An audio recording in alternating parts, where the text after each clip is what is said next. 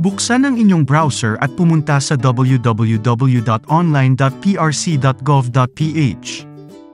Lahat ng transaction tungkol sa profile ng pagre-renew ay online na. Kung wala ka pang profile ay kailangan mong mag-register at gumawa ng profile.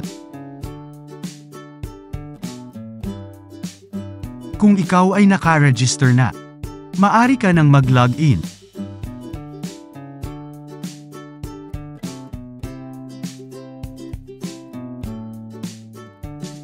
Ito ang halimbawa ng profile. Piliin ang Select Transaction. Click ang Proceed.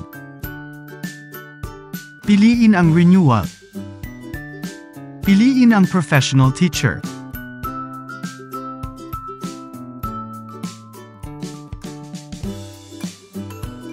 Ipasok ang iyong PRC license number. Maaari kang pumili ng schedule at magbayad gamit ang bangko, PayMaya or GCash. Ito ang halimbawa ng online payment gamit ang PayMaya. 450 pesos ang bayad. Pagkatapos magbayad ay i-download at mag-print ng declaration and attestation form at online payment. Pumunta sa PRC kung saan ka nagpa-schedule.